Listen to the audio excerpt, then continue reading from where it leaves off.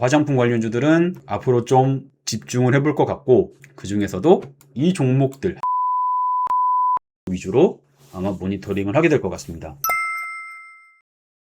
안녕하세요. 눌림 트레이더 드림로드입니다. 한 7월 말쯤에 요쯤에 시황 관련된 영상을 한번 찾아뵈었었는데, 그 뒤로 한번 폭락장이 오게 되었습니다. 저도 이때 처음 겪어보는 폭락장이라 정말 당황스러웠고 쉽지 않았는데, 그래도 최근 들어서 이렇게 좀 돌려주는 흐름도 나와주고 코스닥에서도 워낙 많이 빠져 있다 보니까 바로 이렇게 돌려주고 21선도 뚫어주고 추세 반등을 해주는 모습입니다.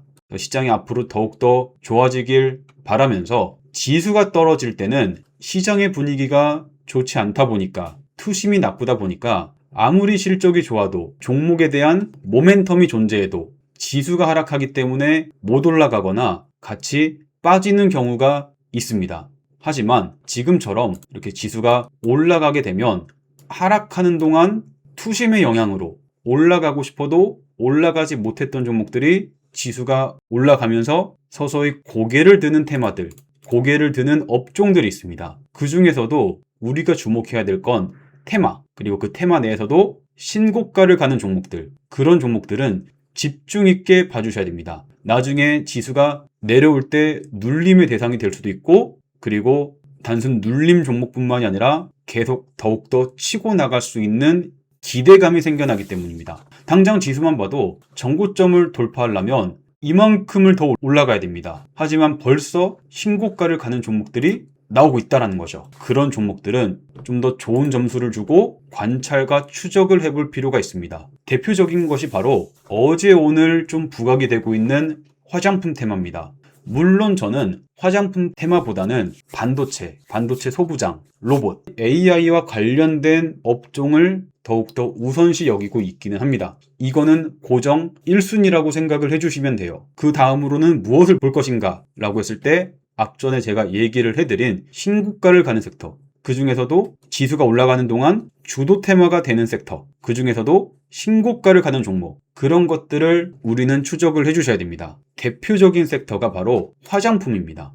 화장품에서 한국콜마, 코스메카 코리아, 이 두 종목이 신고가를 갔습니다. 아직 지수는 신고가를 가려면 한참 남았는데, 코스피도 아직 반등이 나오려면 더 남았는데, 코스메카 코리아는 신고가를 가고 한국콜마도 신고가를 갔다는 거죠. 코스맥스는 신고가 돌파를 앞두고 있습니다. 달바글로벌도 한번 이렇게 신고가를 찍어줬어요.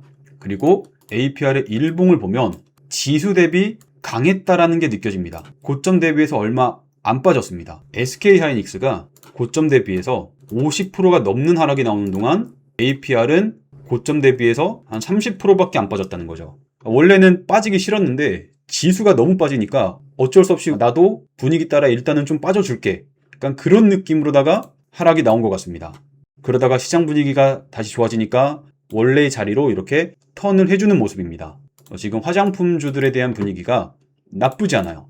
그래서 1순위는 AI 관련 테마, 여기에 집중을 해주시고, 2순위로 저는 화장품 테마를 보게 될 것 같습니다. 화장품 테마가 과거에는 좀 중국 의존도가 좀 높았던 산업이어가지고 중국이란 키워드가 뜰 때마다 테마로 움직였던 섹터입니다. 요즘에는 중국을 벗어나서 유럽이나 미국 이런 쪽으로 우리나라 화장품의 입지도가 점점 커져가고 있고, 아마존 같은 이런 채널의 유통망을 이용해서 우리나라 브랜드의 시장 접근성이 더욱더 편리해지고, 이에 따라 우리나라 화장품 수출폭이 크게 증가하고 있다고 합니다. 게다가 성장률과 수익성은 좋은데 아직 섹터별로 PER은 저평가 구간이다, 그런 얘기가 많이 나오고 있었습니다. 최근에 레버리지 ETF 이런 걸로 인해서 관심을 못 받고 지수가 하락함에 따라 같이 내려오기도 했지만, 앞전에 말씀드린 그러한 기대감이 존재하던 섹터다 보니 시장 분위기가 좋아지니까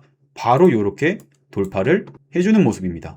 물론 저는 가치 투자자가 아니고 트레이더입니다. 트레이더 중에서도 눌림 트레이더예요. 제가 개별 종목에 대한 디테일한 밸류체인이나 사업적인 구조, 앞으로에 대한 전망, 이런 것들은 잘 알지 못합니다. 그래도 이런 디테일한 부분들을 잘 알지 못한다고 하더라도 매매 관점으로 적용하는 데 있어서는 큰 문제가 되지 않는다라고 생각을 합니다. 오늘 이 영상에서 화장품 관련된 테마 정리만 깔끔하게 해주신다면 앞으로 지수가 눌려서 화장품주들이 떨어졌을 때 혹은 화장품주들이 조정이 나왔을 때 어떤 종목을 매수해야 되는지 그 정도만 체크해 주셔도 충분할 거예요. 한번 설명을 드려보도록 하겠습니다. 작년이랑 올해 초 이때까지만 해도 화장품 주도주는 APR, 달바글로벌, 실리콘투 이 종목이었습니다. APR은 이때 기억이 났는데 25년도 5월 달에 실적에 대한 호재가 뜨면서 28%짜리 급등을 하더니 그 뒤로 이렇게 쭉 우상향을 했습니다. 그 다음번에는 달바글로벌이라는 종목이 생각이 납니다. 이때도 APR이랑 비슷하게 상승 추세를 만들었었습니다. 그 다음이 실리콘투인데 실리콘투는 좀 더 빠릅니다. 요때 그리고 요때였습니다. 그래서 저는 화장품주 하면은 APR, 달바글로벌, 실리콘투 이 종목이 가장 대표적이었다라고 생각을 했는데 최근 들어서 추세가 바뀌었습니다. 분위기가 바뀌었습니다. APR은 아직 신고가 돌파를 못했고 실리콘투도 아직 신고가 돌파를 못했고 달바글로벌은 신고가를 돌파했지만 일단 밀렸습니다. 반면에 한국콜마는 확실하게 신고가를 가져왔고 코스메카 코리아도 확실하게 신고가를 가져왔죠. 어떤 차이가 있는 것이냐면 실리콘투는 좀 유통 쪽을 담당하고 APR이랑 달바글로벌 쪽은 각각의 브랜드가 존재합니다. 최근에 신고가를 가면서 급등하는 화장품 관련주의 특징이 무엇인가 찾아봤더니 ODM과 관련된 종목이 추세가 좋더라고요. ODM이란 쉽게 표현하면 뭐 제품 개발이나 설계나 뭐 레시피, 이런 연구, 이런 것들을 직접 하고 브랜드에 제안하는 거. 이거를 ODM이라고 합니다. 뭐 햄버거 가게로 좀 비유를 하자면 OEM이 있고 ODM이 있는데 OEM은 햄버거 레시피까지 정해줄 테니까 이걸로 만들어줘. 그래서 설계랑 개발은 브랜드가 하고 생산만 공장이 하는 거라고 합니다. ODM은 뭐 햄버거에 들어가는 재료들, 뭐 굽기, 뭐 크기, 칼로리 등등등 모든 과정의 개발, 설계와 생산까지 요걸 모두 한 제품에다가 우리 가게 스티커만 붙여가지고 팔게 하는 게 ODM이라고 하더라고요. 그러니까 물건은 ODM 회사가 만들고 마케팅과 유통은 브랜드 회사가 하는 거죠. 이렇게 이해를 해주시면 됩니다. 근데 이 ODM 쪽으로 지금 실적이 굉장히 좋게 나오고 있습니다. 아까 말씀드렸던 우리나라 뷰티 브랜드가 해외에 진출하기 용이한 구조가 만들어지면서 유럽과 미국의 K뷰티 점유율이 올라가고 있고 이 점유율이 올라감에 따라 자연스럽게 ODM 회사들의 매출과 영업이익도 증가할 수밖에 없는 구조라고 합니다. 그래서 과거에는 유통을 담당하는 실리콘투, 자체 브랜드가 있는 APR, 달바글로벌 이런 것들이 메인이었다면 지금은 ODM과 관련된 대표 주식들이 더 강한 흐름을 보여주고 있습니다. ODM 쪽으로 대표적인 회사가 한국콜마, 코스메카 코리아, 코스맥스, 한국화장품제조 이렇게 있습니다. 물론 다른 것들도 있지만 추세가 너무 역배열이고 종목의 끼도 부족하고 마찬가지로 너무 역배열이고 거래대금도 부족하고 종목의 끼도 부족하죠. 하지만 한국콜마는 신고가고 코스메카 코리아도 신고가고 코스맥스는 신고가 돌파를 앞두고 있고 거래대금도 1000억 이상 이렇게 발생을 해주고 그리고 한국화장품제조는 옛날부터 되게 끼가 좋았던 종목입니다. 여기서도 좀 끼가 좋았고 반등기도 좀 좋은 편에 속합니다. 이런 종목들은 나중에 내려온다면 또 튀어오를 가능성이 높다라는 거죠. 시가총액은 좀 낮은 편이지만 신용도 되고 1000억 이상은 아니지만 그래도 900억 정도 대금이 터지고 무엇보다도 이때 꽤 강한 흐름을 보여줬던 종목이었기 때문에 어느 정도 종목에 대한 끼가 입증된 주식입니다. 그래서 저는 앞으로 화장품 쪽에서 눌림을 하게 된다면 한국콜마, 코스메카 코리아, 코스맥스, 한국화장품제조 ODM 쪽 위주로 지켜볼 것 같습니다. 한국콜마 같은 경우도 이번에 신고가를 가게 된 게 역대 최대 영업이익 이런 뉴스가 있었기 때문이고 코스메카 같은 경우도 실적 베이스를 바탕으로 목표 주가 상향 이런 뉴스들이 있었습니다.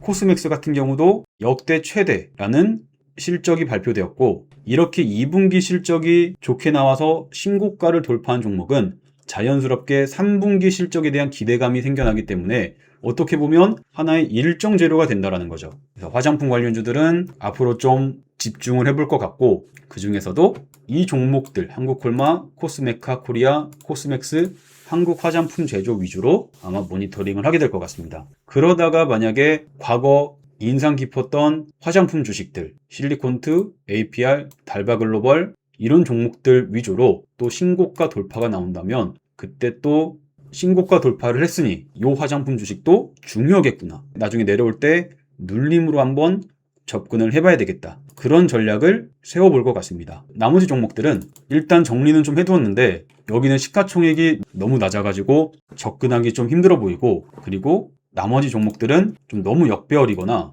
이런 식으로 올라오고 있긴 하지만 거래 대금이 많이 부족하죠. 그러니까 이런 종목들은 여기 신고가 돌파를 대금을 동반하면서 장대 양봉을 딱 만들어줘야 됩니다. 그래야지만 그때서부터 모니터링을 하게 될 것 같아요.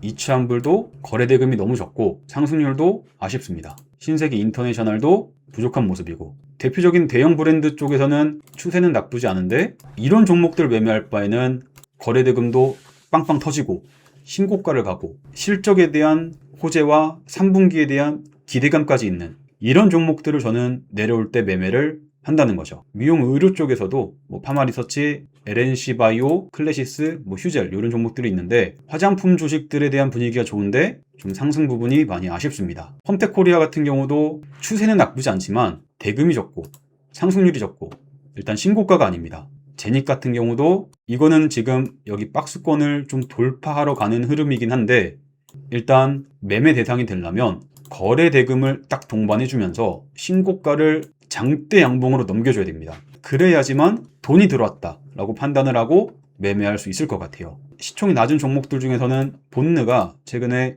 연속 상한가를 갔지만 시가총액이 너무 낮아가지고 매매를 패스하거나 아니면 비중을 줄여서 소액으로 접근을 하게 될 것 같습니다. 그래서 제가 준비한 화장품 관련주에 대한 정리는 여기까지고, 물론 제가 화장품에 대한 전문가가 아니기 때문에 빼놓은 내용이 있을 수 있고 틀린 내용도 있을 수 있습니다. 그런 부분들은 너그럽게 좀 용서해 주시면 감사하겠습니다. 화장품 테마에 대한 정리는 이 정도만 일단 해주셔도 충분할 것 같아요. 중요한 건 이겁니다. 과거에는 실리콘투, 달바글로벌 이런 것들이었다면 지금은 ODM입니다. 한국불마, 코스메카, 코스맥스, 그리고 한국 화장품 제조 이 종목 같은 경우는 세력주로 엮이면서 끼가 굉장히 좋았기 때문에 아마 만약에 다시 이런 121선 구간까지 내려오게 되면 또 거기서는 반등에 대한 확률이 높아질 겁니다. 이렇게 화장품 관련주들 정리해 주시면 나중에 테마 볼 때도 편하실 거고 매매 시나리오를 세우는 데 있어서도 좀 도움이 되실 겁니다. 다음번에 또 도움이 될 수 있는 영상으로 찾아뵙도록 하겠습니다. 감사합니다.